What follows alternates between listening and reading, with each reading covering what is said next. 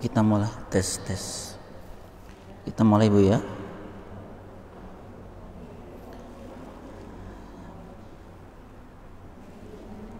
Bismillahirrahmanirrahim. Assalamualaikum warahmatullahi wabarakatuh. Alhamdulillahirabbil alamin.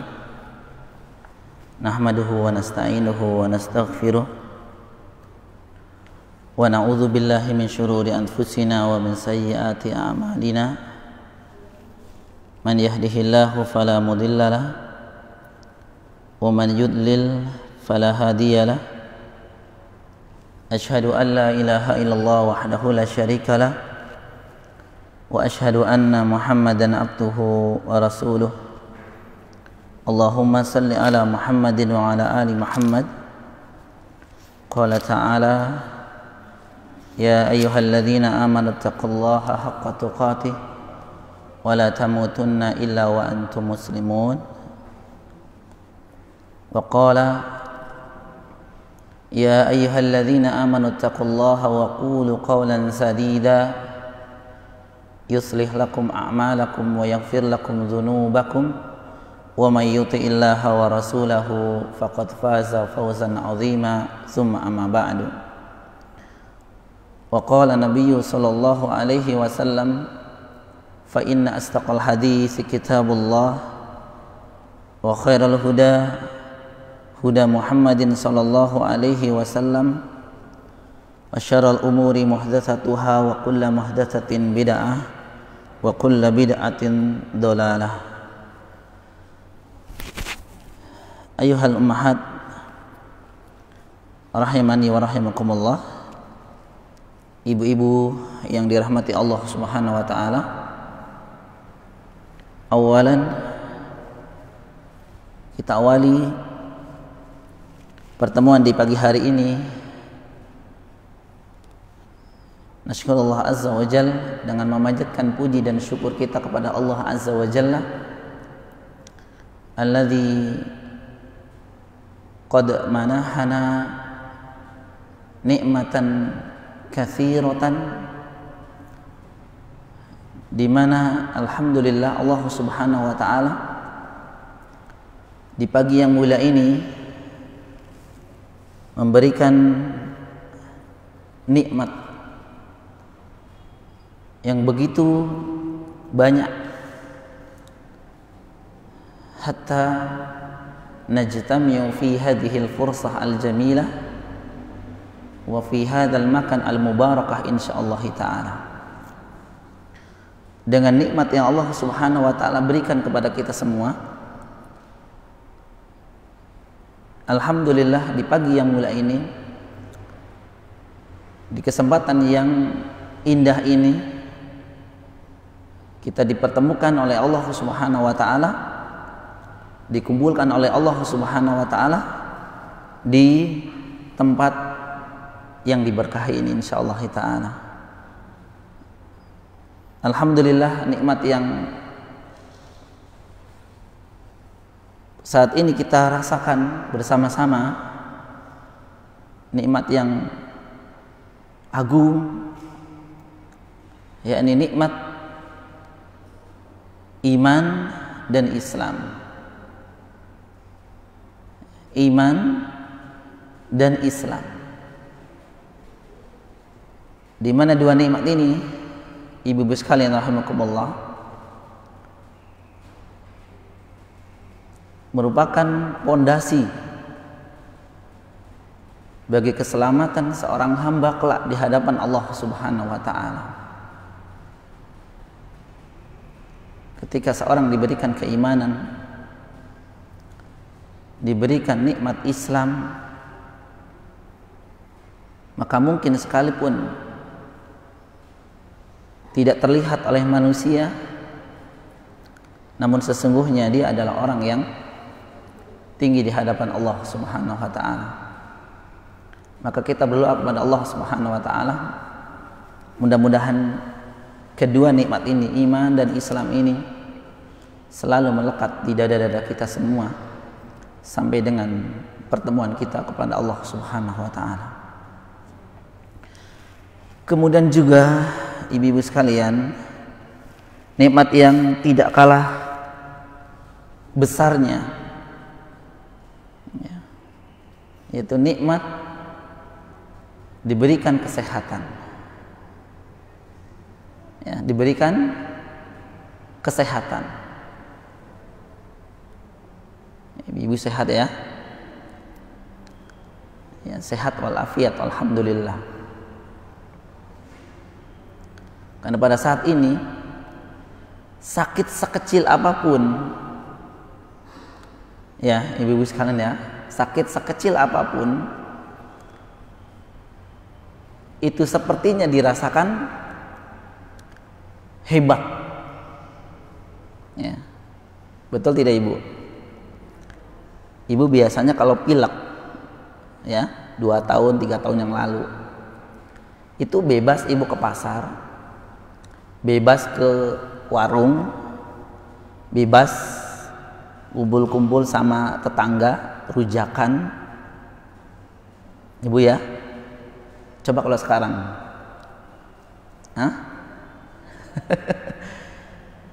Ya, ketika ibu diajak, ayo ibu udah rujakan, ibu alasannya satu, aduh maaf tidak bisa ikut lagi pilek. Dan semua memaklumi, oh iya ibu itu nggak ikut karena lagi pilek. Sedangkan pilek ya, flu itu 2-3 tahun yang lalu itu satu penyakit yang dianggap biasa ya. Sekarang kena debu, batuk, langsung dilihatin, ibu itu sedang batuk. Sedangkan mungkin hari itu saja kena debu mungkin, atau aroma yang kurang sedap ya. Subhanallah. Oleh karena itu ibu-ibu sekalian, di saat ini dan sebenarnya sebelum-sebelumnya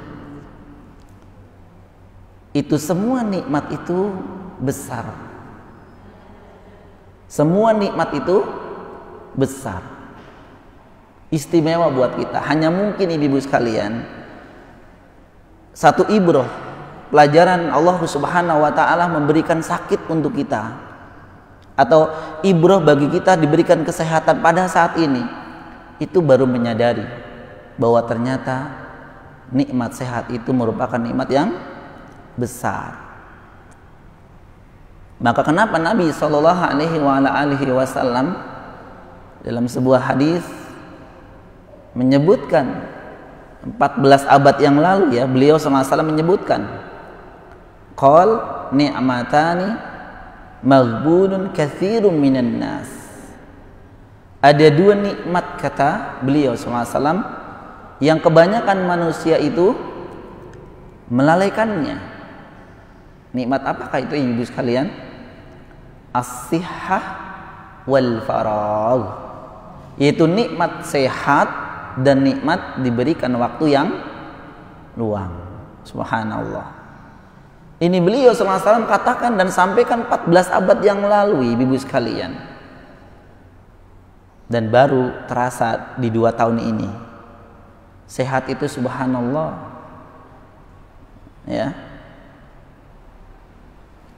Namun tentu ibu sekalian rahimakumullah, kita pun harus memandang bahwa ketika Allah Subhanahu wa taala mentakdirkan kita sakit pun jangan selalu dilihat negatif.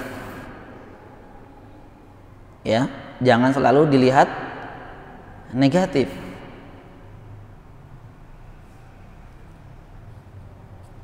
Karena pada saat ini ibu sekalian, sakit itu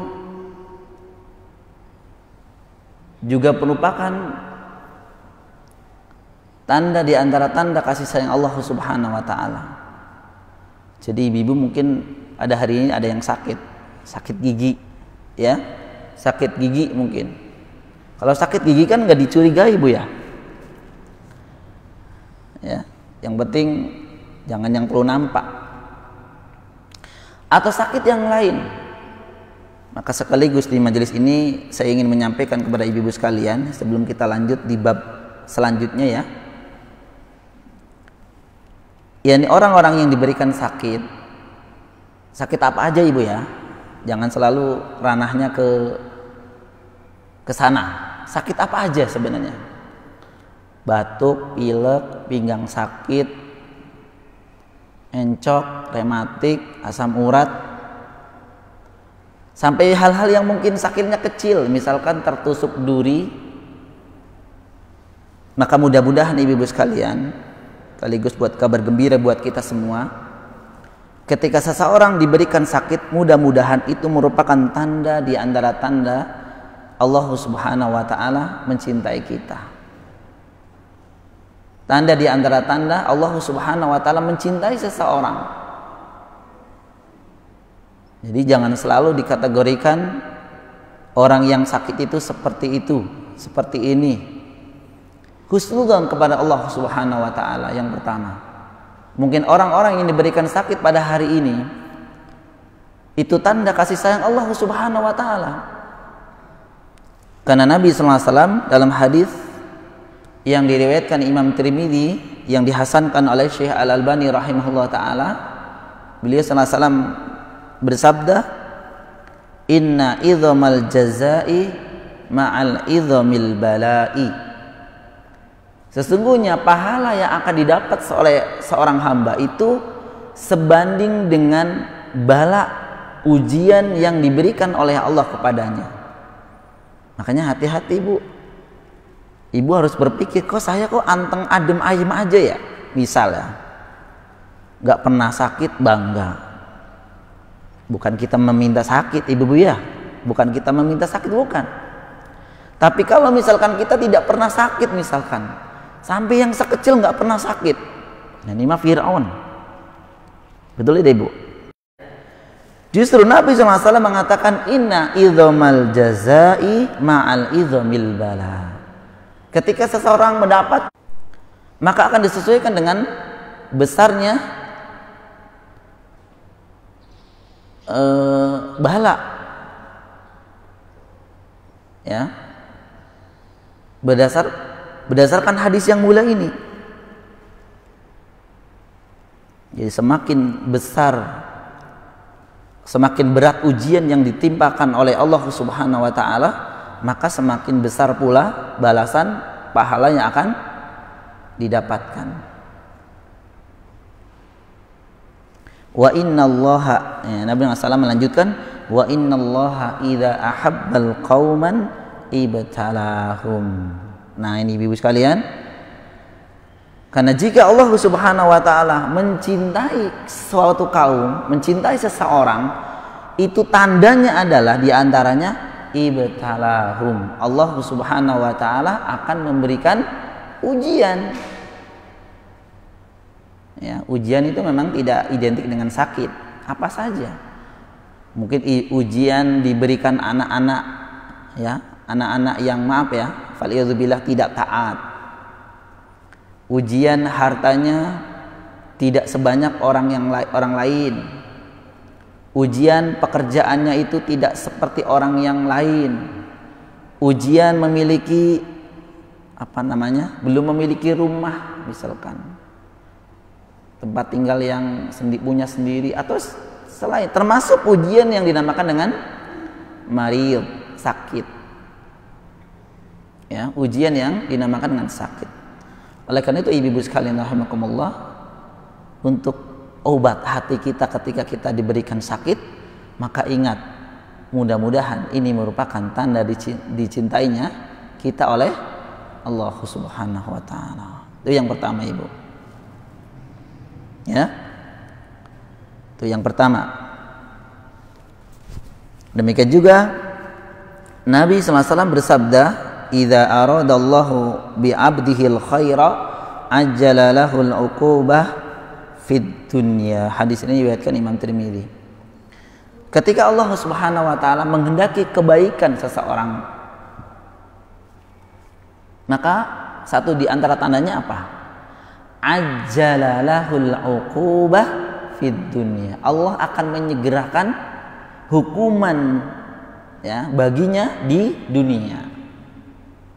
Jadi misalkan ibu-ibu ya, ada orang yang selama hidupnya itu fal'iyadzubillah penuh dengan maksiat, penuh dengan maksiat.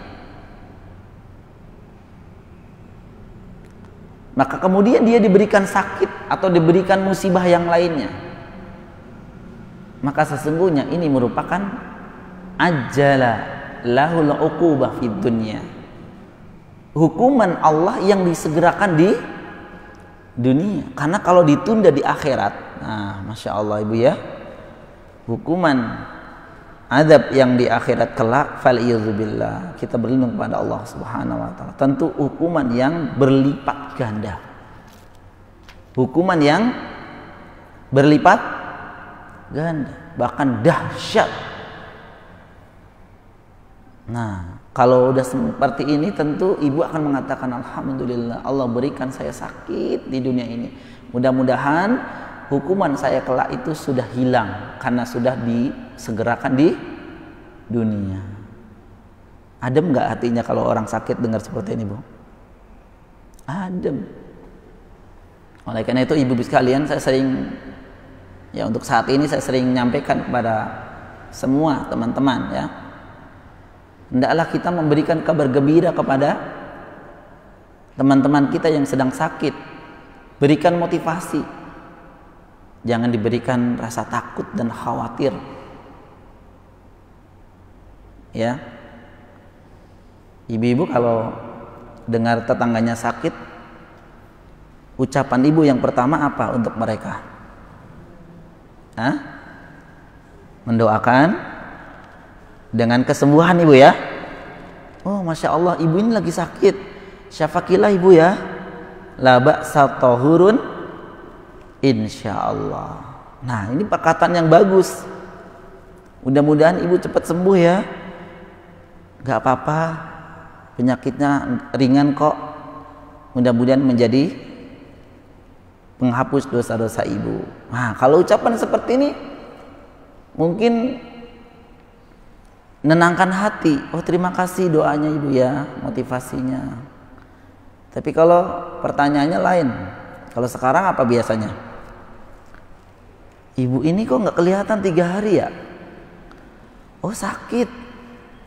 Nah pertanyaan ibu WA, ibu udah antigen belum? Kenapa pertanyaannya itu ibu ya? Seolah-olah ibu itu udah, ya coba diganti, janganlah, jangan. Ibu udah berobat, ya ada obat belum? Saya ada obat di rumah nih, saya mau kirim, seperti itu.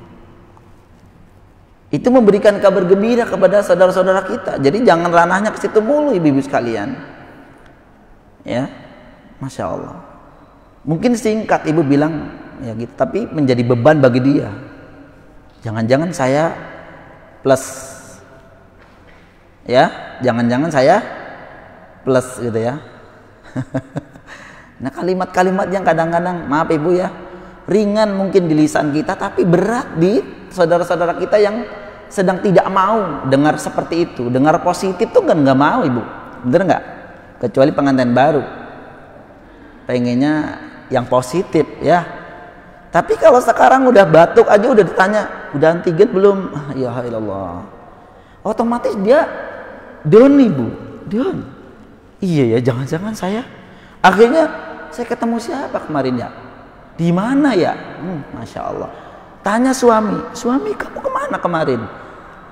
Yo, kemarin biasanya jam 5 pulang. Kenapa sampai jam 7 malam? Suudzon kepada suami. Kan kemarin bilang, bapak kemarin lembur. Oh iya lupa. Udah mulai suudzon sama orang lain. Anak kamu kemarin main sama siapa? Di mana? Kamu mandi enggak? Ya Allah. Segitunya. Ya. Beri kabar gembira ibu sekalian rahimakumullah. Coba saya sedikit, subhanallah ya, ini pembahasan ini saya pernah bahas ketika di khutbah Jumat sebenarnya, tapi luar biasa nih Bu. Karena ini berhubungan dengan masalah akidah kita yang kita sedang bahas ini sebenarnya ibu sekalian, nanti insyaallah ya di bab 15 ini. Jadi Pernah ibu mendengar atau lihat hadis yang menyebutkan bahwa Nabi SAW ketika menjenguk orang Badui yang sedang sakit? Nah, dengar ibu ya, hadis ini mungkin kalau tidak salah hadis diriwayatkan Imam Tirmidzi. Ketika orang Arab Badui itu sakit, Nabi SAW itu mengunjunginya. Nah, ketika menjenguknya, itu apa yang dikatakan oleh Nabi kepada beliau, kepada Arab Badui ini? Mendoakan yang tadi saya sampaikan tadi, mendoakan kesembuhan dan mengatakan la ba'sa tahurun insyaallah. Coba ibu, la ba's itu artinya apa? La ba'sa itu artinya apa?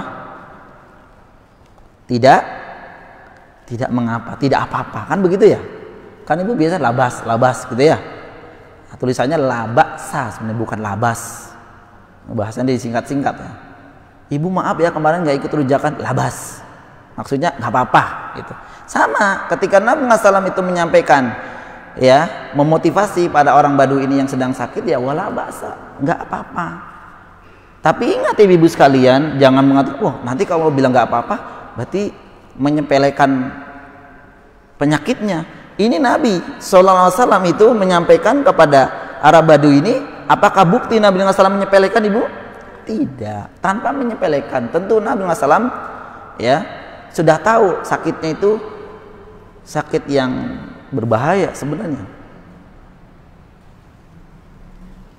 Jadi beri kabar gembira. Tapi orang Badui mengatakan gimana? Wah kok penyakit panas seperti ini, penyakit yang kayak gini kok dibilang nggak apa-apa gitu ya. Ini mah penyakit yang bisa mematikan, wahai Rasulullah. Apa kata Nabi, ibu-ibu? Semoga perkataanmu terkabul. Semoga perkataanmu dikabulkan oleh Allah. Sehingga orang Badui itu meninggal. Jadi ibu kalau lagi dibilang gitu jangan ngeyel juga. Penyakit panas. Yang kedua, yang dosa.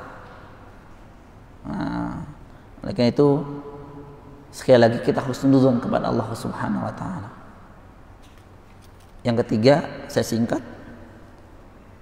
Ibu-ibu mungkin kalau penyakit yang sekarang sedang diderita ya, penyakit apa namanya, yang sedang viral, itu harus isoman. Ditemenin nggak bu?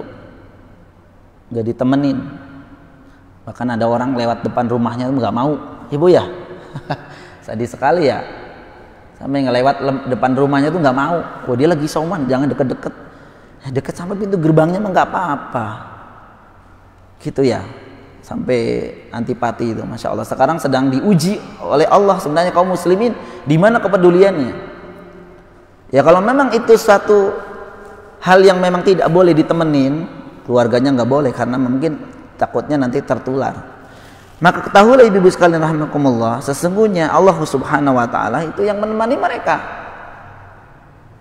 Jika nggak ada ya, misalkan suaminya nggak boleh, istrinya nggak boleh, anaknya nggak boleh deket-deket gitu ya.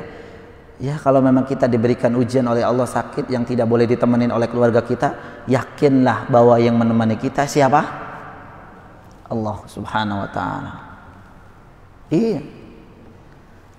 Allah Subhanahu wa taala berfirman dalam hadits qudsi, ya, dalam hadits qudsi yang diriwayatkan Imam Al-Bukhari, qala ta'ala, ya bani Adam, qad maridtu lam ta'uduni. Qala ibn Adam, kaifa a'uduka wa anta rabbul alamin. Qala ta'ala, amma 'alimta anna 'abdi fulanan marida lam ta'udhu. Amma 'alimta law 'udtahu lawajadtini indah. Allah Subhanahu wa taala berfirman, hai anak Adam, saya itu sakit tapi engkau belum menjengukku. Maka berkata anak Adam, kaifa a'uduka wa anta rabbul alamin, bagaimana saya menjengukmu ya Allah, engkau adalah Tuhan semesta alam. Qala ta'ala, maka Allah berfirman, amma 'alimta anna 'abdi fulanan marida lam ta'udhu. Engkau tidak tahu ada hambaku si fulan itu sedang sakit, engkau belum menjenguknya. Amma alimta la'udtahu lawajadtani indah. Apa engkau tidak tahu ketika engkau menjenguk mereka itu engkau akan mendapatiku berada di sisi-sisinya. Masya Allah Ibu. Jadi ibu-ibu sekalian rahimakumullah, sedang sakit itu bukan kemudian kita terlalu suudzon kepada Allah. Justru ketika kita sedang diberikan sakit, semakin mendekat kepada Allah Subhanahu wa taala. Jangan pergunakan waktu-waktu kita sedang sakit itu dengan kegiatan yang tidak bermanfaat. Emang ada ibu lagi sakit malah justru memanfaatkan waktunya tidak bermanfaat? Banyak. Apa yang sekarang kita lakukan kalau lagi sakit? Nonton sinetron. Bener nggak? Dipindahin ibunya, TV-nya pindahin. Wah, apanya dipindahin karena ibu lagi isoman. Seolah-olah ibu terkungkum, kemudian hanya itu. Belikan HP baru, berikan kuota yang besar 5 giga. Mau ngapain dia ketika sakit? Dan itu yang terjadi ibu sekalian rahimakumullah. Bukan mereka baca Al-Quran, bukan mereka memperbanyak zikir, bukan mereka memperbanyak sholat sunnah mungkin. Kalau memang tidak, justru mereka lakukan itu yang lakukan. Makanya bagaimana timbul ketenangan di hati-hati mereka? Tidak ada ibu sekalian. Ya. Jadi ketika kemarin, ini sedikit cerita, mungkin ibu udah pernah ya. Kemarin itu saya juga isoman ibu ya. Itu 3 hari 3 malam nggak bisa bangun ya, nggak bisa bangun, nggak bisa. Panasnya masya Allah ya. Terus kemudian juga badannya luar biasa sakit. Kemudian juga kepalanya berat sekali. Tapi selama 3 hari itu saya meniatkan saya harus tetap beribadah kepada Allah dengan sempurna. Saya pun sholat tidak mau dengan duduk. Saya berdiri sampai saya itu bersandar ke tembok. Nggak apa-apa. Kemudian saya baca Al-Quran selama 3 hari itu. Ya, wallahi bapak ibu sekalian, di hari keempat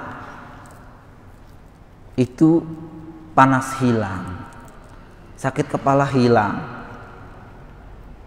Itu kalau nggak boleh kalau boleh mas saya keluar ke masjid.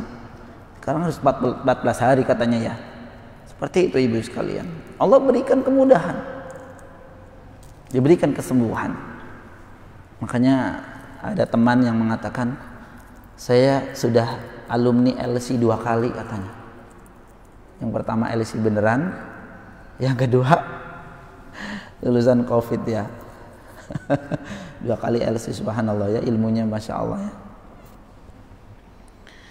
Itu ibu-ibu sekalian alhamdulillah. Dan yang paling terakhir ibu-ibu sekalian, ingat, orang yang sedang sakit sebenarnya Allah berikan kabar gembira berupa apa? Sekalipun mereka meninggalkan amal-amal ibadah yang sering dilakukan ketika sehat, maka sesungguhnya ketika sakit mereka meninggalkan, mereka tetap diberikan pahala. Bukankah ini orang yang paling bahagia ibu? Ibu nggak kerja, tahu-tahu diberikan gaji tiap bulan, seneng nggak? Ini dia gaji di siapa? Digaji pokoknya, nggak kerja. Sama ketika seorang sakit atau safar, mereka meninggalkan biasanya sholat malam, biasanya tilawatul Quran, biasanya sholat duha, biasanya sholat apa saja, biasanya melaksanakan ibadah ketika sehat. Lah ketika sakit kan ditinggalin. Namun ketika ditinggalkan mau berapa hari, 15 hari bahkan mungkin lebih dari itu, Allah Subhanahu wa taala tetap memberikan pahala buat mereka. Ini khusus buat orang yang sakit dan orang yang safar. Ketika dalam keadaan sehatnya, dalam keadaan mukimnya, mereka itu rutin istiqomah melakukan amal ibadah. Dan ini merupakan kebahagiaan. Gak melaksanakan ibadah tapi tetap diberikan pahala. Subhanallah. Ibu sekalian ya. Oleh karena itu ibu sekalian rahimakumullah, jangan selalu negative thinking pada orang-orang yang sakit atau kita sedang sakit. Maka selalu beri kabar gembira bahwa sebenarnya Allah Subhanahu wa taala sedang memberikan atau menyayangi mereka. Demikian ibu-ibu sekalian rahimakumullah, sedikit ya buat kita mengenai nikmat yang Allah Subhanahu wa taala berikan ini, yaitu berupa sehat. Wa insyaallah taala kita akan lanjutkan Ibu-ibu, yakni pembahasan selanjutnya di bab ke-15. Bab ke-15 di halaman 53 Ibu-ibu ya. Tidak ada satupun yang berhak disembah selain Allah Subhanahu wa taala. Tiada seseorang pun yang berhak disembah selain Allah Subhanahu wa taala. Sebentar.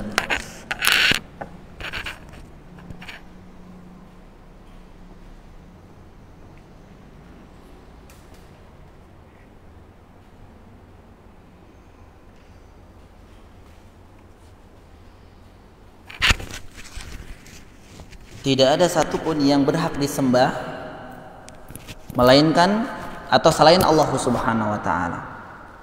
Di bab ini muallif rahimahullah taala membawakan beberapa dalil Ibu ya.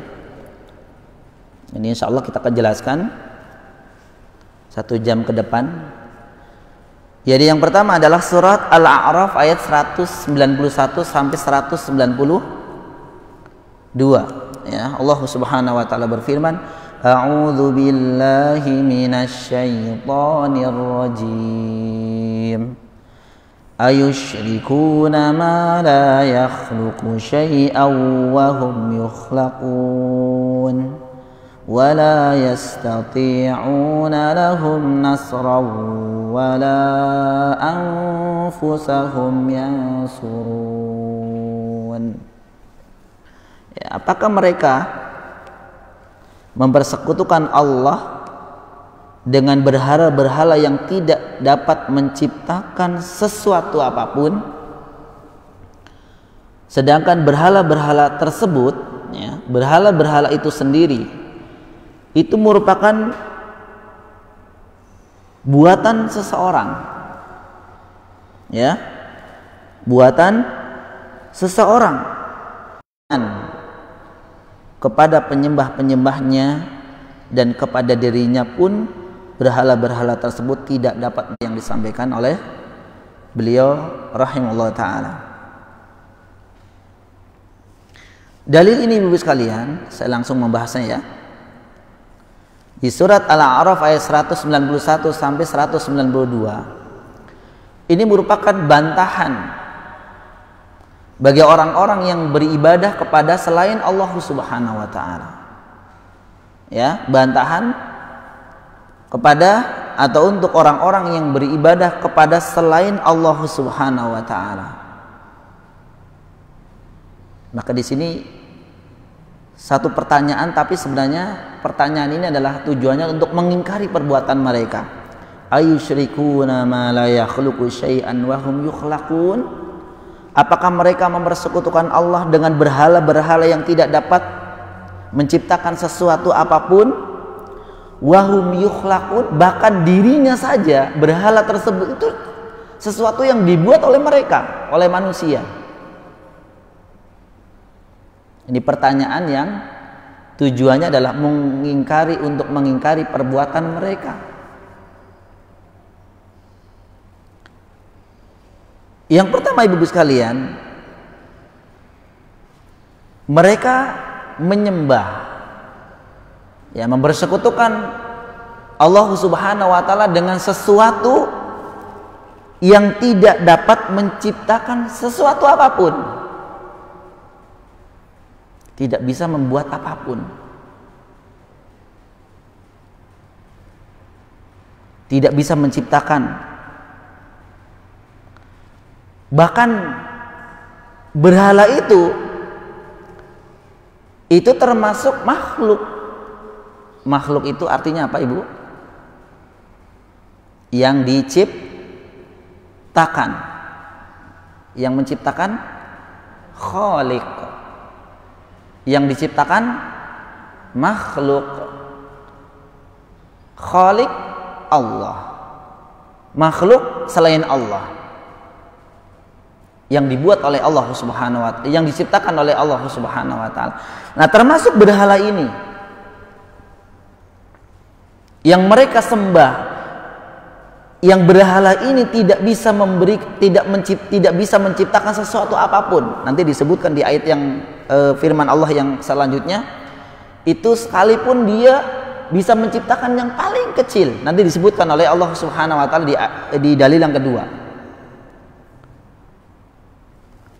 Bahkan ibu-ibu sekalian, wahum yukhlaqun, bahkan berhala-berhala itu yang mereka sembah itu merupakan sesuatu yang mereka buat sendiri. Nah, ini ibu sekalian ya. Ini sifat dari berhala-berhala yang disembah selain Allah Subhanahu wa taala. Kemudian di ayat 192, wala yastati'una lahum nasra. Berhala tersebut selain juga tidak bisa menciptakan sesuatu apapun, bahkan yang kedua dia termasuk sesuatu yang diciptakan oleh manusia. Yang ketiga, wala yastati'una lahum nasra. Berhala-berhala tersebut itu tidak mampu memberikan pertolongan kepada manusia. Tidak bisa memberikan pertolongan. Wala anfusahum yansurun. Untuk dirinya saja mereka tidak bisa menolong. Dan beberapa sifat berhala-berhala yang disembah oleh Quraisy, kafir Quraisy. Maka ibu-ibu sekalian rahimakumullah, ketika melihat gambaran seperti ini membuktikan bahwa batilnya beribadah kepada selain Allah Subhanahu wa taala. Batilnya beribadah kepada selain Allah Subhanahu wa taala. Karena kita beribadah seseorang beribadah kepada sesuatu yang tidak bisa membuat sesuatu. Beribadah kepada sesuatu beribadah kepada yang sesuatu itu adalah dibuat oleh orang. Berhala-berhala itu kan dibuat oleh seseorang. Kemudian berhala tersebut wala yastati'una lahum nasra. Kemudian berhala yang disembah itu tidak bisa menolong dirinya, tidak bisa menolong orang yang menyembahnya. Jangankan menolong orang yang menyembahnya, wala anfusahum yansurun, kepada dirinya pun berhala tersebut itu tidak bisa menolongnya. Ketika ada pohon besar misalkan pohon besar yang diagungkan oleh sebagian kaum muslimin, alhamdulillah kemudian pohon besar itu kena badai banjir misalkan, kena banjir kemudian roboh, tidak ada yang menolongnya, dirinya pun tidak bisa diselamatkan. Makanya heran ada orang-orang yang menyembah selain Allah Subhanahu wa taala, apapun bentuknya ibu-ibu sekalian, menyembah tunduk kepada makhluk Allah juga. Bahkan itulah yang disembah itu lebih hina daripada yang menyembah. Kita manusia adalah makhluk mulia ibu-ibu diberikan akal sehat, diberikan akal. Kalau tidak diberikan akal, coba lihat ibu-ibu sekalian di jalanan itu, kadang-kadang ayam tidak malu. Kenapa tidak malu? Karena tidak diberikan akal. Hewan-hewan ternak itu kadang-kadang terlihat dimanapun, karena mereka hewan ternak ini tidak diberikan akal oleh Allah Subhanahu wa taala. Nah, kita yang diberikan akal oleh Allah Subhanahu wa taala kok menyembah kepada sesuatu yang tidak diberi akal. Ini kesesatan atau Itu kesesatan yang sudah sangat, karena dia tunduk kepada sesuatu yang tidak memberikan manfaat apapun. Dia tunduk kepada sesuatu yang di bawah dia. Ini kan sungguh menghinakan dirinya kepada sesuatu yang hina, menghinakan dirinya kepada sesuatu yang lebih hina.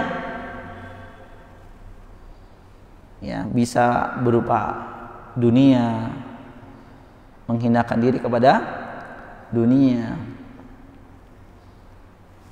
Ini dalil yang pertama, ibu sekalian rahimakumullah. Allah menyebutkan sifat di antara sifat sesembahan yang dijadikan Tuhan-Tuhan selain Allah Subhanahu wa taala. yakni yang pertama adalah berhala-berhala atau sesembahan-sesembahan itu tidak bisa menciptakan sesuatu apapun. Yang kedua, justru dia termasuk sesuatu yang diciptakan. Yang ketiga, dia tidak bisa memberikan pertolongan kepada yang menyembahnya. Yang keempat, bahkan dia tidak bisa menolong dirinya sendiri. Pantaskah ibu-ibu sekalian kalau berhala-berhala yang bentuknya mungkin patung, pohon, batu, ya, hewan ternak mungkin yang diberikan, yang dikeramatkan, itu layakkah kita sembah? Tidak ibu-ibu sekalian ya. Maka ini di antara dalil yang disampaikan oleh beliau rahimahullah ta'ala. Yang kedua ibu sekalian, beliau rahimahullah ta'ala membawakan dalil di surat Fatir ayat 13 dan 14. Walladzina tad'una min dunihi ma yamlikuna min qitmir in tad'uhum la yasma'u du'aakum walau sami'u mastajabu lakum wa yawmal qiyamati yakfuruna bisyirkikum wa la yunabbi'uka mithlu khabir. Dan orang-orang yang kamu seru, yang kamu sembah itu ya selain Allah, tiada mempunyai apa-apa walaupun setipis kulit ari, kitmir. Nanti kita jelaskan ya. Jika kamu menyeru kepada mereka, mereka tidak mendengar seruanmu.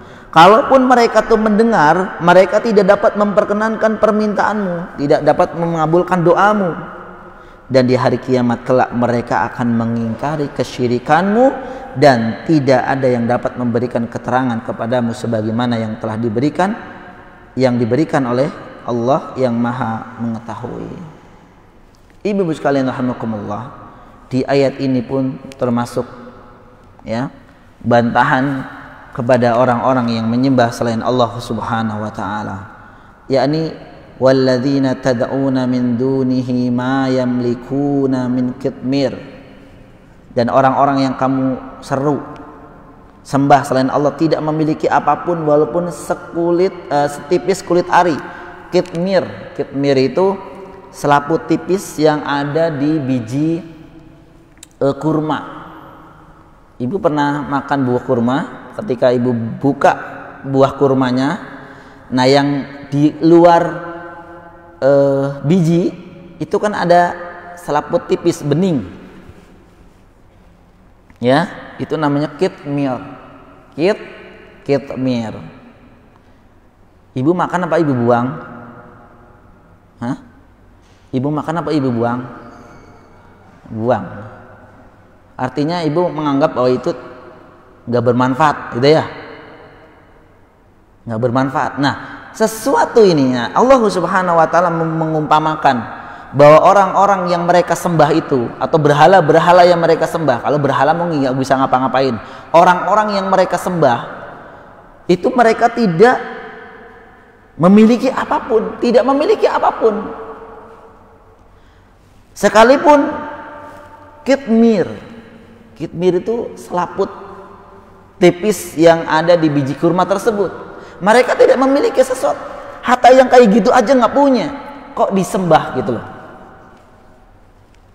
Ya, kok disembah, kok diminta, kok meminta pertolongan kepada mereka, meminta perlindungan kepada mereka, yang mereka ini tidak memiliki apa-apa. Nah, Nih ibu-ibu sekalian ya, tidak memiliki apa-apa. Ini sifat lanjutan dari berhala-berhala atau orang-orang yang mereka sembah. Terus kalau kita menyembah, kita tunduk pada orang yang memang tidak punya apa-apa, kira-kira bagaimana ibu ya? Pantas nggak kita mau? Iya, nggak pantas. In tad'uuhum la yasma'u du'aakum. Kemudian jika kalian itu meminta kepada mereka, ini sifat yang kedua di ayat ini. Ketika kalian itu berdoa kepada mereka, la yasma'u, mereka tuh nggak akan dengar, nggak mendengar du'aakum, permintaan kalian. Nah kalau nggak pernah dengar, kita minta kepada sesuatu yang tidak dengar dengan permintaan kita, terus bagaimana? Bukankah itu merupakan suatu kesesatan, penyimpangan? Ya, ibu minta, ibu kalau mau lagi butuh, itu aja milih kan? Misalkan butuh mau buat saya kasih contoh buat bayar sekolah ya. Sekarang lagi viral bayar sekolah kan ibu ya. Ibu kan milih mau minjam sama siapa ya. Ibu milih kan kakak yang pertama kayaknya gajinya pas-pasan. Kakak yang nomor 2 kayaknya istrinya pelit. Kakak ketiga ibu kan milih tuh. Mau minta aja, mau minta tolong maksudnya. Itu aja milih. Oh kakak ketiga nih, kayaknya tuh mobilnya ganti terus tiap bulan. Ternyata mobil kantor. Ibu baru ngomong, Mas, buat bayar si adek nih 2 hari lagi harus bayar, kalau enggak cadangan naik, gitu kan. Artinya ibu sekalian, ketika secara akal sehat saja, ketika kita meminta kepada seseorang yang bisa memberikan bantuan, nah ini berhala ini bentuknya apa saja, selaput tipis yang ada pada. Kemudian juga in tad'uuhum la yasma'u, kemudian juga ketika kita mintai dia nggak dengar, kok kita sembah. Nah kira-kira ibu, ini secara akal sehat saja, itu nggak akan terima akal sehat kita. Namun ternyata ada ibu-ibu sekalian rahimakumullah, orang-orang yang ketika ya karena wallah alam, karena kebodohannya, karena terombang-ambing dengan ya kejahilannya, dia tidak malu untuk meminta kepada sesuatu yang tadi disebutkan ciri-cirinya di ayat Allah Subhanahu wa taala ini. Faliyubillah. Walau sami'u, sekalipun dia itu mendengar doa kalian, mastajabu lakum, namun ketahuilah mereka itu walaupun dengar itu tidak akan memberikan atau mengabulkan permintaan, tidak akan mengabulkan permintaan kalian. Ini juga misalkan dengar kok Ustadz, hewan tuh kan kalau ya namanya benda hidup ibu ya, makhluk hidup. Ketika ibu ngomong ya dia dengar. Tapi apakah hewan tersebut bisa mengabulkan permohonan ibu? Tidak. Nah lucunya seperti itu. Dia dengar mungkin. Ya kan kalau misalkan ya sapi, kerbau itu kan kalau ada suara juga dia lari. Kenapa lari? Karena dia dengar mungkin. Tapi ketika kita minta kepada si hewan ini, minta sesuatu yang menjadi hajat kita, dia walaupun dengar tidak akan bisa memberikan atau mengabulkan doa. Nah ini ciri di antara ciri-ciri berhala. Wa yaumal qiyamati yakfuruna bisyirkikum. Nah ini ibu sekalian, ini lebih dalam lagi nih. Mereka yang mereka sembah, mereka ya yang mereka sembah di dunia itu kelak di hari kiamat itu akan yakfuruna bisyirkikum, itu akan mengingkari kesyirikan kalian terhadapnya. Wah, sakit nggak? Coba ini ya, saya gambarkan gini Ibu ya. Ibu kenal ya, saya pernah ya, kenal Pak RT misalkan ya. RT Ibu itu, RT tiap hari ketemu apa namanya? Kerja bakti juga bareng, ronda juga bareng dan seterusnya. Ketika mungkin Pak RT itu diundang oleh pejabat tinggi ya, di undangan itu walimatul urs atau apa ya, dia merasa saya diundang, bahwa nggak ada di kampung saya yang diundang kecuali saya ya, tempatnya di gedung tinggi. Nah ternyata ibu juga diundang, ibu yang rumahnya reot misal ya, ngontrak lagi misal, diundang juga ternyata. Nah ketemu sama Pak RT di sana, ngomong di depan pengantinnya, ini Pak RT saya. Pak RT bilang, bukan, kamu siapa? Kamu siapa? Pak, kamu kan saya warga Bapak. Enggak, masa warga saya seperti ini? Diingkari. Nah, kira-kira ibu gimana perasaannya? Sakitnya tuh di sini. Ini mending nanti ibu pulang bisa protes sama Pak RT ya. Ini nanti di akhirat ibu sekalian, orang-orang yang menyembah berhala, dia datang kepada berhalanya mungkin meminta syafaat, meminta pertolongan, ternyata diingkari. Ayo, diingkari oleh si berhala ini. Masya Allah ya, diingkari oleh berhala ini. Lagian ngapain kamu juga dulu menyembah saya? Itu udah dalam banget ibu. Iya, ibu kan maaf aja ya, kita kan kadang gaya hidup saja ya, gaya hidup. Saya contohkan buat inilah, buat menguatkan. Kita kadang-kadang bergaya hidup sesuai dengan orang lain. Ya, bergaya hidup sesuai dengan orang lain. Orang lain, tetangganya beli apa, ingin beli, terus ikut terus gitu ya, sampai kita itu mungkin sampai jual macam-macam. Ya, mau mengadakan sesuatu itu dengan jual-jual yang lain. Kan kadang-kadang ya, sesuatu yang kita beli itu kan musiman, bener nggak ibu ya?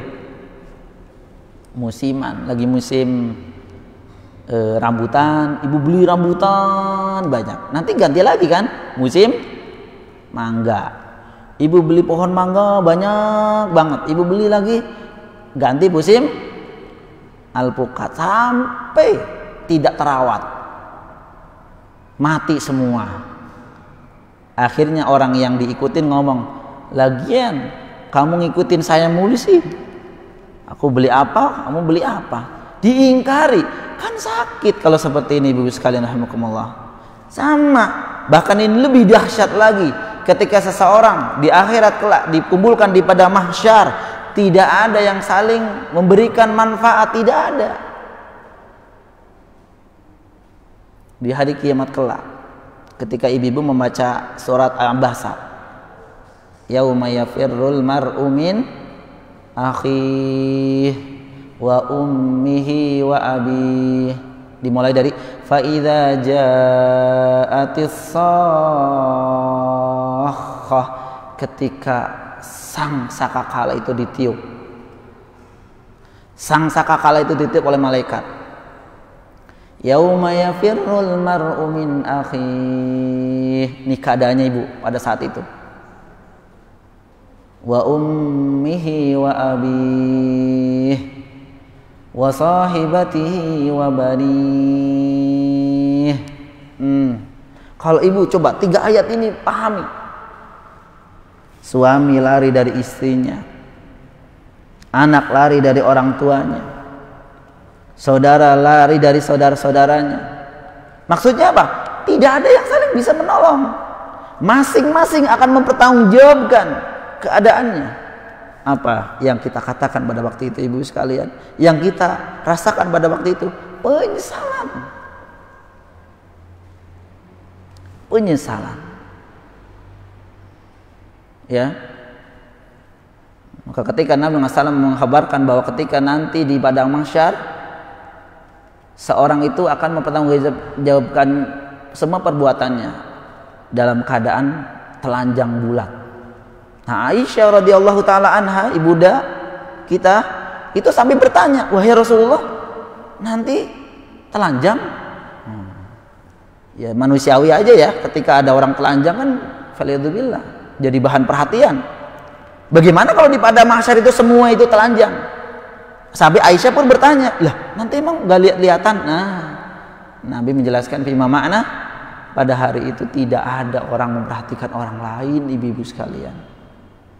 Mereka sibuk dengan memperhatikan bagaimana keadaan saya, bagaimana nasib saya ini. Tentu itu sudah terlambat. Makanya ibu-ibu sekalian, ya hati-hati ya kalau yang suka ikut-ikut viral-viral gitu. Kalau viralnya bagus sih mungkin wallah alam nggak apa-apa. Itu juga jangan berlebihan. Tapi kalau nggak terkontrol ibu sekalian, ya maka hati-hati. Ini ibu sekalian rahimakumullah, dalil yang kedua.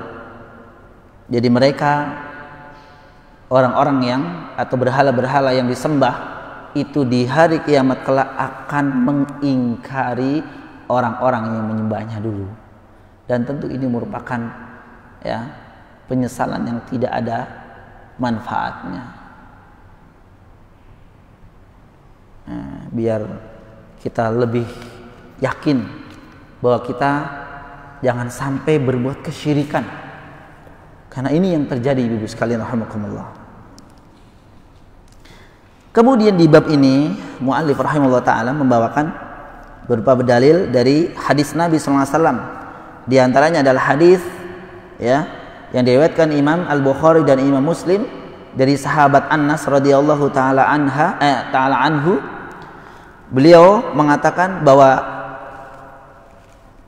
Nabi SAW pernah di peperangan Uhud, ya, pernah di peperangan Uhud itu terluka.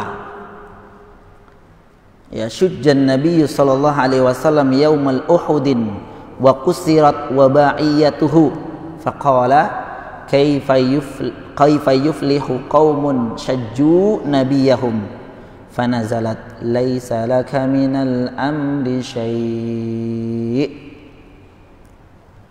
Beliau ya radhiyallahu taala anhu mengatakan pada suatu perang, pada waktu perang Uhud ya, syujjan Nabi SAW itu ada bagian tubuh Nabi SAW yang terluka, yaitu kepala dan gigi taringnya. Terluka kepala dan gigi taringnya. Ada sebagian riwayat lain itu yang terluka itu muka beliau SAW, ya, kegores, ya, benda tajam, mungkin pedang atau apa.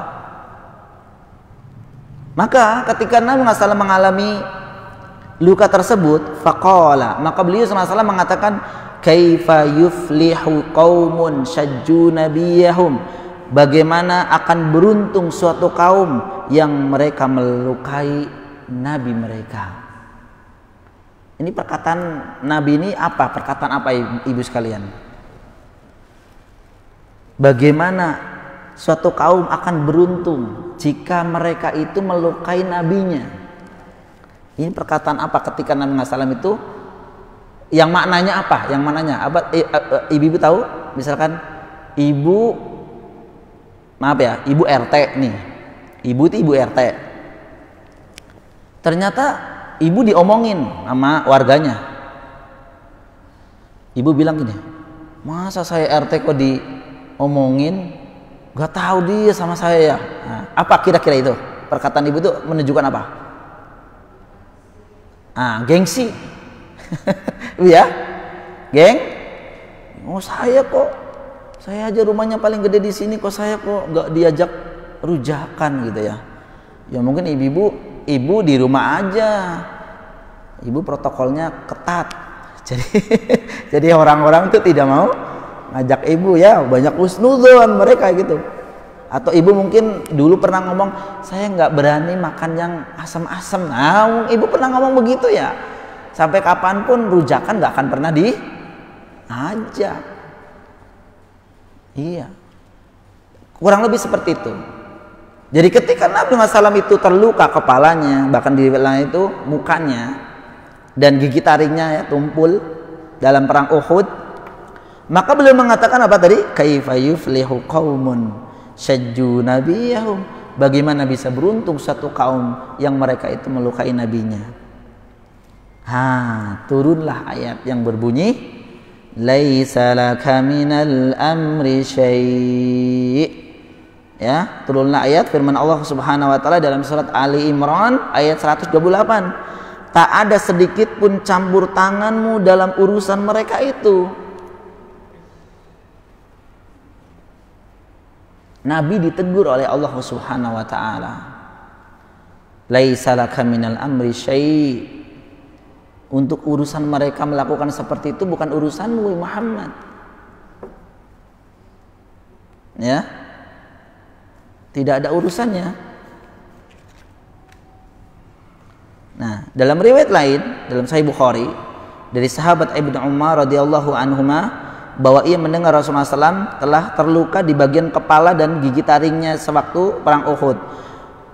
Maka beliau berdoa tatkala mengangkat kepalanya di ruku pada rakaat terakhir salat subuh. Ini kunut ya. Kunut. Ini sifat manusianya Nabi nih Bu. Ketika beliau sallallahu alaihi wasallam itu terluka, ya, maka beliau ketika salat subuh itu kunut, beliau sallallahu alaihi wasallam berdoa Allahumma al'an fulanan wa fulanan wa ba'da ma yaqulu sami Allahu liman hamidah rabbana walakal hamdu. Jadi ketika beliau sallallahu alaihi wasallam kunut, beliau sallallahu alaihi wasallam berdoa Allahumma al'an fulanan wa fulanan. Ya Allah, laknatnya si fulan, laknat si fulan dan si fulan.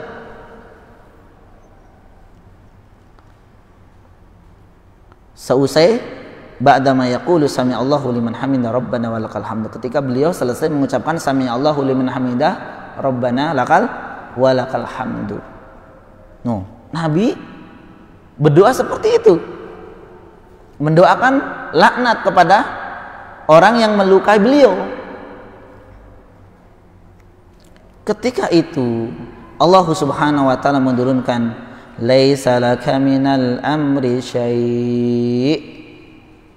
Ya, tidak ada sedikit pun campur tanganmu dengan urusan mereka itu. Dalam riwayat lain, ini saya akan jelaskan kesimpulannya ya. Ini karena tiga ini satu nada, yaitu sababun nuzul, sebab turunnya surat Ali Imran 128. Dalam riwayat lain, beliau sallallahu alaihi wasallam mendoakan kepada tiga tokoh Quraisy, tokoh kafir Quraisy, yaitu Safwan bin Umayyah, Suhail bin Amr, dan Al-Harits bin Hisham. Itu didoakan oleh Nabi itu dijauhkan dari rahmat Allah. Ya, dijauhkan dari rahmat Allah itu ya laknat. Laknat itu kan artinya ba'idu an rahmatillah. Didoakan laknat oleh Nabi SAW untuk tiga tokoh kafir Quraisy ini, Safwan bin Umayyah, Suhail bin Amr, dan Al-Harits bin Hisham. Itu didoakan oleh Nabi SAW itu agar jauh dari rahmat Allah Subhanahu wa taala, dilaknat. Ini dalam riwayat lain. Maka Allah Subhanahu wa taala menurunkan laisa laka minal amri syai'. Tidak ada sedikit pun campur tanganmu wahai Muhammad dalam urusan mereka ini.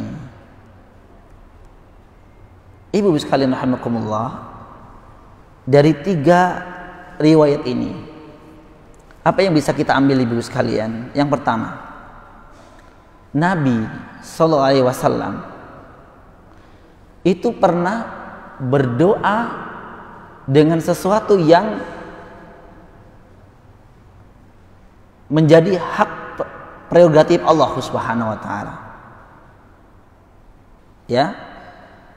Berdoa yang isinya meminta tentang sesuatu yang menjadi hak prerogatif Allah Subhanahu wa taala. Kan memberikan laknat, memberikan rahmat, itu hak siapa? Allah Subhanahu wa taala.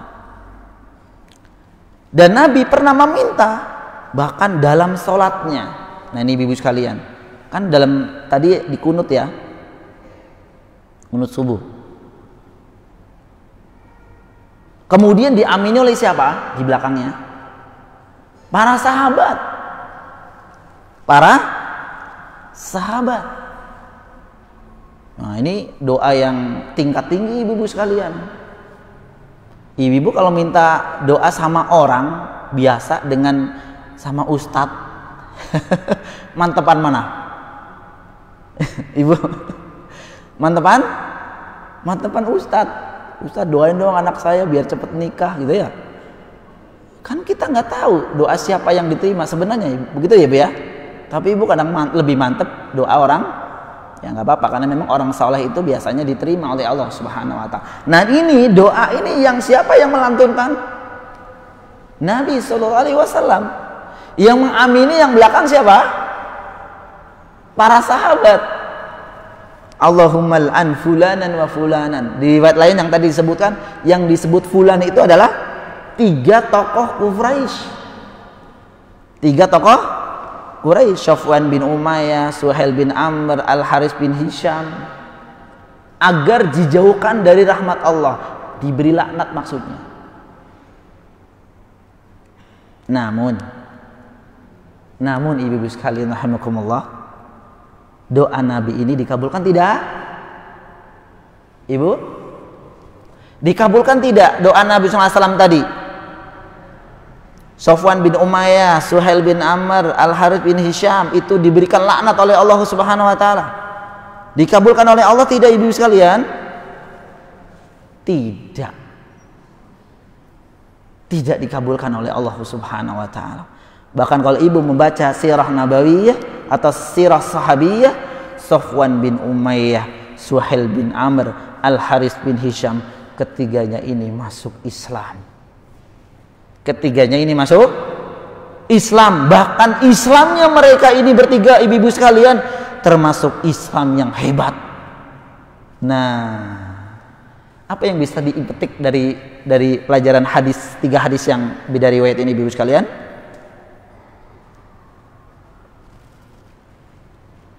Ya? Artinya beliau Sayyidul Walidul Adam. Beliau itu kan adalah penghulu dari anak Adam. Beliau sallallahu alaihi wasallam, Nabi SAW itu adalah Sayyidul Walidul Adam, penghulu dari anak-anak Adam. Yang beliau sallallahu alaihi wasallam nanti adalah pertama yang masuk surga. Kemudian umatnya. Itu sampai berdoa pun yang demikian ini tidak dikabulkan oleh Allah Subhanahu wa taala. Artinya ibu-ibu sekalian, bahwa memang tidak boleh ya kita mengkhususkan atau sampai mengangkat derajat seseorang itu sampai dengan Nabi, hatta Nabi itu sampai derajat ketuhanan. Ya, menganggap seseorang itu sampai derajat seperti Tuhan.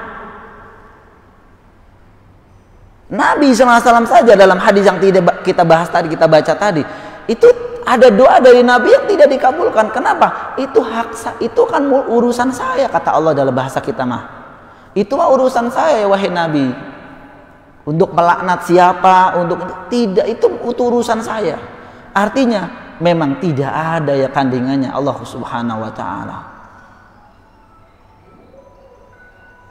Ini kita sedikit bahas mengenai orang-orang yang mentuhankan Nabi SAW. Ini pelajaran yang bisa kita ambil ibu sekalian rahimakumullah ya. Jadi jangan sampai kita menganggap seseorang, jangan ke seseorang, Nabi saja, Nabi SAW saja itu tidak punya hak mengabulkan, ya, meminta kepada Allah dengan sesuatu yang beliau minta. Tidak punya hak. Allah Subhanahu wa taala yang berhak. Ini Nabi ya, derajatnya Nabi SAW, apalagi di bawahnya. Falayadzubillah. Banyak orang yang mengagungkan tokoh-tokoh, banyak orang yang mengagungkan, dia katakan wali. Di sini sebenarnya kalau ada waktu saya bahas sedikit ya. Tapi kalau Allah mungkin waktunya tidak. Baik, yang terakhir ibu sekalian rahimakumullah, dalil yang terakhir yang beliau rahimahullah taala sampaikan adalah riwayat Bukhari dalam kitab sahihnya dari sahabat Abu Hurairah radhiyallahu taala anhu, ketika diturunkan ayat kepada Nabi sallallahu alaihi wasallam di surat Asy-Syu'ara ayat 214, wa anzir ashiratakal aqrabin. Ketika diturunkan ayat ini, perintah Allah Subhanahu wa taala untuk berdakwah kepada kerabat atau memberikan peringatan kepada kerabat-kerabatmu yang terdekat, maka ketika itu Nabi SAW berdiri dan mengatakan, ya ma'syara Quraisy ishtaru anfusakum la ughni ankum minallahi syai'a, ya Abbas bin Abdul Muttalib la ughni anka minallahi syai'a, ya Safiyatu ammata Rasulillah sallallahu alaihi wasallam la ughni anka minallahi syai'a, ya Fatimatu binta Muhammadin salini min mali ma syi'ti la ughni anki minallahi syai'a. Ketika Nabi SAW, ketika Nabi menerima wahyu surat Asy-Syu'ara ayat 214 ini, yaitu perintah Allah Subhanahu wa taala untuk memberikan peringatan kepada kerabat-kerabat keluarganya,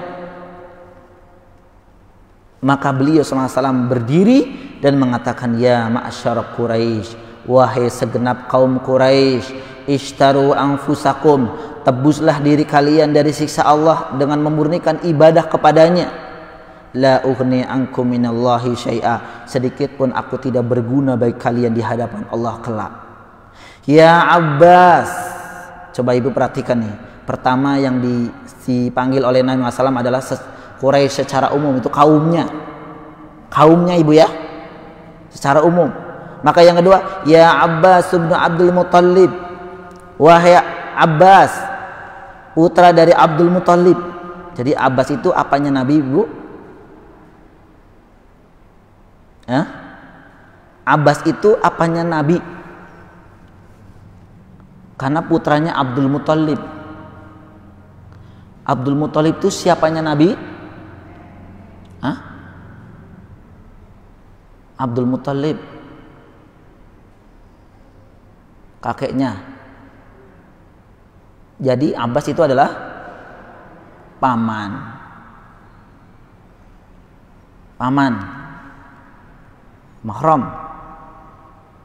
mahram ibu ya, kalau paman kan. La ughni anka minallahi syai'a, wahai Abbas bin Abdul Muttalib, wahai pamanku ya, sedikit pun aku tidak berguna bagi dirimu di hadapan Allah kelak. Ya Safiyatu ammata Rasulillah sallallahu alaihi wasallam la ughni anki minallahi syai'a. Yang disebut wahai Safiyah, bibi Nabi sallallahu alaihi wasallam ya, sedikit pun aku tidak berguna bagimu di hadapan Allah kelak.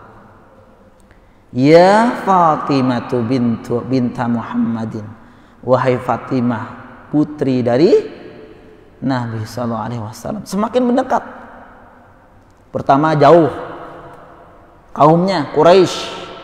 Kemudian yang kedua dekat, paman dan bibi. Yang ketiga apa nih?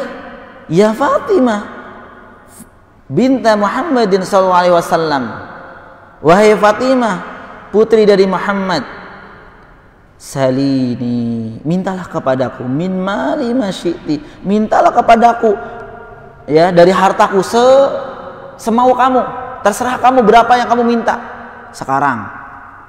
La ughni anki minallahi syai'a, karena sedikit pun kelak aku tidak akan berguna di hadapan Allah Subhanahu wa taala. Ibu sekalian rahimakumullah, dari hadis yang mulia ini beliau sallallahu alaihi wasallam mengabarkan bahwa beliau itu tidak bisa menolong orang lain sekalipun itu kerabat beliau sallallahu alaihi wasallam, sekalipun itu adalah kerabat Nabi sallallahu alaihi wasallam. Gak bisa. Pamannya, bibinya, bahkan putri beliau yang beliau cintai, sangat cintai. Karena beliau radhiyallahu taala anha, Fatimah adalah putri beliau yang menemani beliau ketika sampai hidup. Ketika Nabi SAW meninggal, Fatimah masih hidup.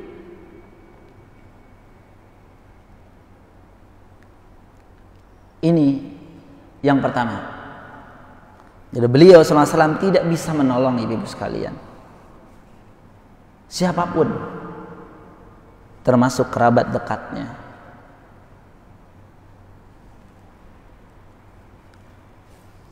Yang kedua, kalau hanya hubungan kerabat saja tidak bisa menyelamatkan, apalagi bukan kerabatnya.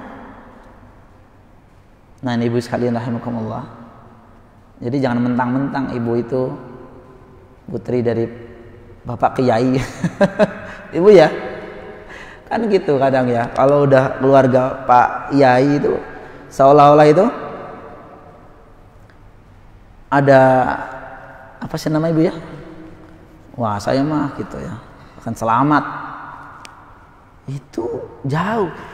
Kerabat Nabi sallallahu alaihi wasallam saja itu Nabi SAW mengkabarkan, engkau diriku tidak akan bisa memberikan apa-apa kelak nanti di hadapan Allah Subhanahu wa taala. Artinya masing-masing akan mempertanggungjawabkan perbuatannya. Oleh karena itu, kalau hanya hubungan kerabat saja kita sudah bangga, jangan. Ini salah besar. Yang ketiga, ibu-ibu sekalian, ternyata bukan nasab yang bisa menyelamatkan kita di hadapan Allah Subhanahu wa taala. Bukan nasab yang menjadikan kita selamat di hadapan Allah Subhanahu wa taala. Tapi apa? Yang menyelamatkan ibu? Amalus saleh. Tapi amal saleh. Buktinya apa ibu sekalian? Buktinya paman Nabi SAW. Paman siapa? Nabi SAW. Siapa ibu? Abu Thalib. Abu Thalib itu paman Nabi, di antara paman-paman Nabi. Yang beliau itu menemani Nabi, membesarkan Nabi SAW sampai umur kira-kira berapa? Kan sampai Nabi mendapatkan atau menerima wahyu dari, atau diangkatnya Nabi sebagai Rasul. Jadi berapa tahun ibu? Ya mungkin sampai 40 tahunan mendidik. Coba ibu sekalian, ibu ada nggak yang apa namanya, mungkin ambil anak orang lain diasuh udah 10 tahun tuh, diambil tuh anaknya, gimana ibu rasanya? Ya, ini saya yang ngerawat, saya yang membesarkan. Ini bukan hanya 10 tahun, 20 tahun, lebih dari 30 tahun ibu sekalian rahimakumullah. Namun di akhir hayatnya Abu Thalib itu masuk Islam. Masuk Islam tidak ibu? Nah, itu kerabat ya. Lantas bukan kemudian misalkan, wah Abu Thalib berarti selamat dong, pamannya Nabi kok. Ternyata tidak. Yang menyelamatkan adalah amal solehnya, amalnya, ya, keistimewaan. Abu Thalib itu kenapa dititipin oleh Nabi, dititipin oleh kakeknya Nabi untuk merawat Nabi, bu? Kan ayahnya Nabi, siapa namanya? Abdullah, itu memiliki berapa bersaudara? 10 bersaudara ya. Kenapa Nabi SAW itu ketika meninggalnya kakek Nabi, itu Nabi dititipkan kepada Abu Thalib, bukan kepada pamannya yang lain. Kenapa Ibu? Sampai Abbas tadi juga, Abbas itu kan juga paman Nabi. Tapi kalau Abbas itu memang Hamzah.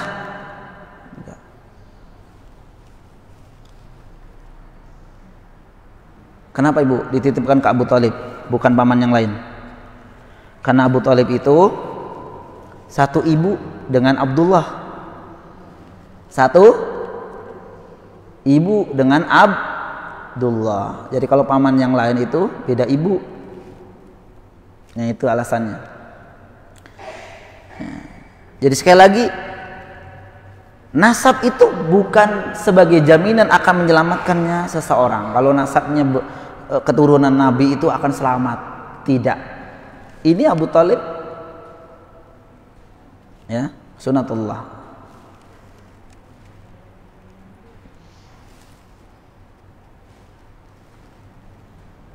Jadi intinya ibu sekalian, sebagai kesimpulan pertemuan di pagi hari ini, bahwa sesembahan itu hanya diberikan kepada Allah Subhanahu wa taala, tidak kepada selainnya. Karena ketika Allah Subhanahu wa taala menyebutkan ciri-ciri dari sesembahan-sesembahan yang dibuat oleh mereka itu, tidak pantas dijadikan Tuhan, tidak pantas dijadikan sesembahan. La yakhluqu, dia tidak bisa menciptakan apa-apa. Wahum yukhlaqun, bahkan dia ada termasuk hal yang diciptakan. La yastati'una lahum nasra, si berhala ini tidak bisa memberikan manfaat pada orang lain atau pada si penyembahnya.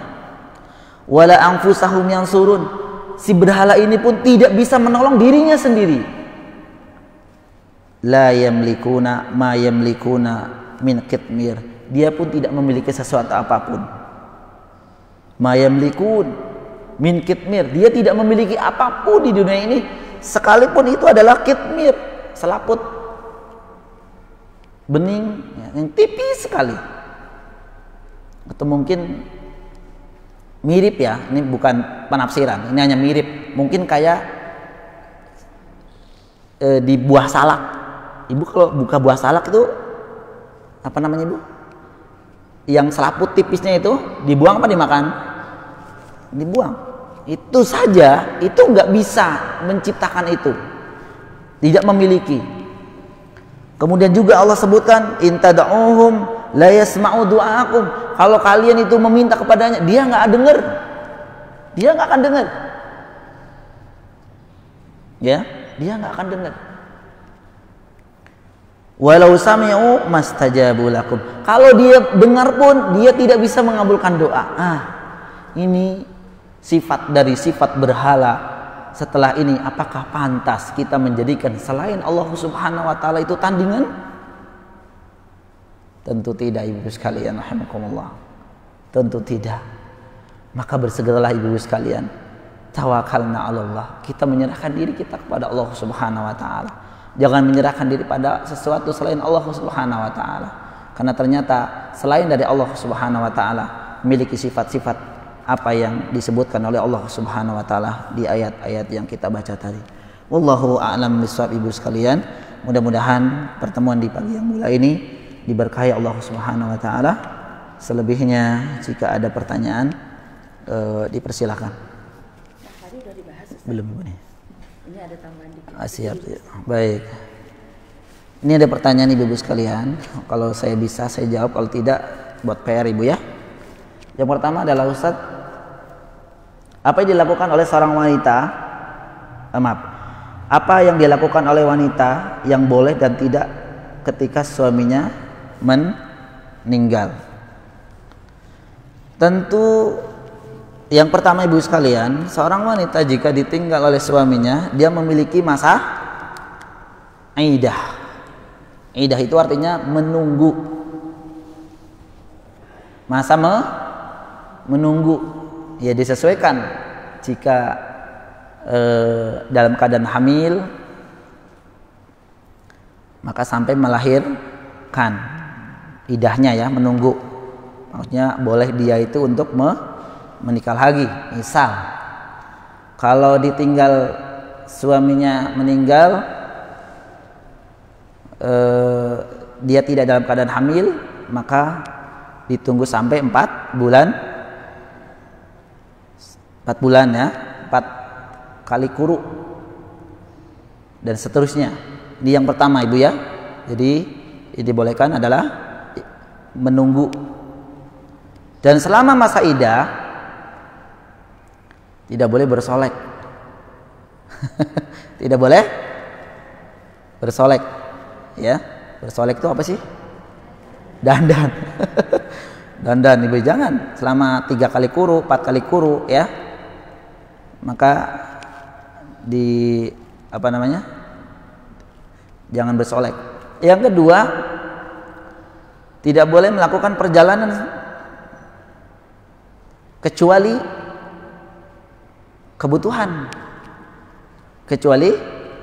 kebutuhan. Ya Allah alam, saya pernah membaca artikel demikian. Kecuali ada ini, misalkan ke pasar Ibu ya, itu kan darurat ya. Kalau nggak beli makanan gimana? Kecuali ada anak, Ibu boleh menyuruh anaknya untuk ini ya. Terus kemudian yang kedua, yang tidak dibolehkan niyahah. Nah nih Bu ya sekalian, niyahah. Apa arti niyahah? Meratapi. Meratapi itu kayak meratapi dengan menyobek-nyobek baju, mencakar-cakar muka, rambut diacak-acak, ya, karena suaminya meninggal. Jangan, itu pun larangan. Maka kenapa Nabi SAW itu melarang pada wanita itu untuk sering, bukan nggak boleh selamanya, nggak boleh, enggak, sering-sering untuk ke ziarah kubur, karena hati wanita itu lemah, ya, karena ada orang yang ketika seorang wanita itu di kuburan, dia sampai nemenin semalaman, dia nggak mau meninggalkan kuburannya, ya. Dan juga ada sebuah riwayat yang ketika Nabi SAW melewati seorang wanita yang berada di kuburan dan kemudian menasihati, hendaklah bersabar. Namun ternyata wanita itu mengatakan apa?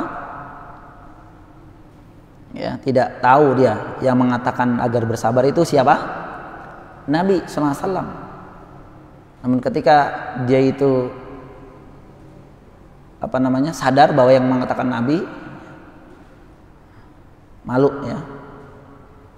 Jadi niyah tidak boleh seperti itu.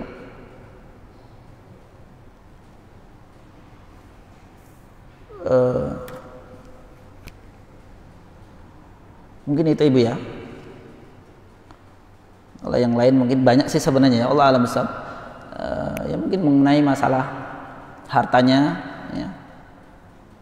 Harta yang dimiliki suaminya seperti apa, itu tidak boleh Ibu, dihakin semua dan seterusnya ya, karena memang di sana ada aturan syar'i mengenai hak waris ya. Itu mungkin pertanyaannya, Allah a'lam bishawab. Kemudian pertanyaan selanjutnya, bila selama menikah tidak dinafkahi materi dan qadarullah wafat, harta suami itu disembunyikan, ternyata banyak. Sebelum harta waris dibagi, apakah boleh dikurangi untuk membayar nafkah yang tidak pernah diberi semasa suami hidup? Iya. Kalau kita lihat Ibu sekalian, Allah a'lam bishawab, ketika seorang itu memiliki harta warisan itu dibagi, tapi sebelum dibagi itu ditunaikan kewajiban-kewajiban dia. Contoh, hutang ya. Kemudian yang kedua, mungkin biaya-biaya perawatan dan yang lainnya ya. Nah kalau memang misalkan ini dianggap hutang, dan sepertinya memang karena kewajiban Ibu ya, Karena kewajiban suami itu untuk memberikan nafkah kepada istrinya tentu semampunya. Kalau memang jelas dia itu sebenarnya punya tapi tidak mau, ya mungkin bisa ini dikatakan hutang. Kecuali memang sang suami pas waktu hidupnya itu tidak mampu. Bukan hutang ibu, karena memang kan fattaqullaha mastata'tum. Hendaklah bertakwa kepada Allah semampu kalian. Namun kalau dia sebenarnya mampu dan itu ada hak untuk sang istri, dia tidak mau, maka itu wallahu alam itu termasuk hutang. Maka boleh. Ya, kalau ini dianggap hutang, boleh diambil dulu.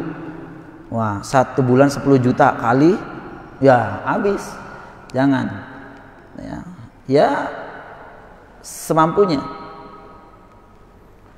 Kalau memang tidak memberi nafkah ibu ya, kecuali mungkin pas waktu memberikan nafkah itu, ya mungkin lagi diatur sama suami. Ketika sang suami itu hidup dikasih nafkah, tapi mungkin diatur ini buat nafkah, ini nabung. Nah ketika nabung itu ternyata banyak banget.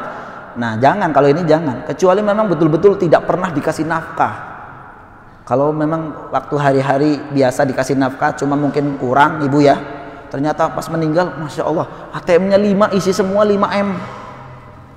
Nah ini menjadi warisan. Nah ini yang ini tidak dianggap utang. Wallahu a'lam bishawab. Tidak dianggap utang karena sudah memberikan semampunya. Ini bu ya, Allahu a'lam bishawab. Barakallahu fik wa fik barakallahu. Afwan Ustaz, istighfar bagaimana yang dapat mengangkat derajat kedua orang tua di sana di surga? Apakah istighfar seperti ini Ustaz? Allahumma fir ya abi ya umi. Baik. Istighfar artinya memintakan ampun untuk orang tua kita atau siapa saja. Maka istighfar yang seperti disampaikan oleh Nabi SAW, Allahumma fir, boleh Allahumma fir lahum, langsung saja dijamak ya, atau Allahumma fir li wali walidayya. Nah ini kan juga memintakan ampun. Ya Allah ampunilah aku dan ampunilah kedua orang tua. Allahumma fir lana wali walidayna, Allahumma fir li wali walidayya. Ini juga termasuk memintakan ampun kepada orang tua. Ya, Allahumma fir laha, Allahumma fir lahu, Allahumma fir lahuma. Ya Allah ampunilah keduanya. Itu juga tidak mengapa. Atau pakai bahasa Indonesia juga tidak mengapa. Ya Allah ampunilah dosa kedua orang tua kami. Itu juga tidak mengapa. Jadi memintakan ampun kepada kedua orang tua kita itu boleh dengan bahasa Arab, boleh dengan bahasa Indonesia. Tentu ketika kita dalam keadaan sholat, ya usahakan pakai bahasa Arab. Allahumma fir lahuma warhamhuma. Ya Allah ampunilah keduanya, rahmati keduanya. Seperti itu. Jadi tidak ada lafaz khusus ibu-ibu sekalian ya, tapi yang disontohkan oleh Nabi adalah ketika ibu sholat jenazah itu, Allahumma fir laha warhamha wa'afihi wa'fu anha wa akrim nuzulaha wa wasi' dan seterusnya. Itu ibu sekalian rahimakumullah. Jadi memintakan ampun kepada Allah Subhanahu wa taala untuk orang tua kita dan yang lainnya itu bisa dengan bacaan-bacaan yang tadi disebutkan. Allahu a'lam bishawab. Iya ibu sekalian rahimakumullah, ini yang dapat saya sampaikan. Sebenarnya ada penjelasan yang lain tapi sudah saya singgung tadi mengenai kedudukan Nabi SAW ya. Jadi tidak boleh kita menjadikan atau mengangkat kedudukan Nabi SAW itu sama ya, atau sampai derajat kepada ketuhanan, sehingga tidak sedikit orang-orang itu justru meminta sesuatu yang menjadi hak Allah kepada Nabi SAW, dan ini termasuk kesyirikan ya. Maka hati-hati ibu-ibu sekalian dengan kalimat-kalimat atau salawat-salawat yang kadang ibu-ibu tidak tahu artinya ya kan, ibu-ibu tidak tahu artinya, ternyata maknanya artinya itu meminta kepada Nabi SAW sesuatu yang itu menjadi hak prerogatif Allah untuk mengabulkannya. Ya, dalilnya adalah tadi Nabi SAW pun ketika meminta itu ada hal yang tidak diizinkan oleh Allah Subhanahu Wa Taala. Ya, meminta dijauhkan dari rahmat Allah tadi tiga sahabat yang awalnya itu tidak beriman kepada Allah Subhanahu Wa Taala. Mudah-mudahan bermanfaat ibu sekalian dan mohon maaf jika ada kesalahan. Ya, wallahu a'lam bishawab. Mudah-mudahan bermanfaat. Kita akhiri pertemuan di pagi hari ini dengan doa penutup majelis. Subhanakallahumma wa bihamdika asyhadu an la ilaha illa anta astaghfiruka wa atubu ilaik. Assalamualaikum warahmatullahi wabarakatuh.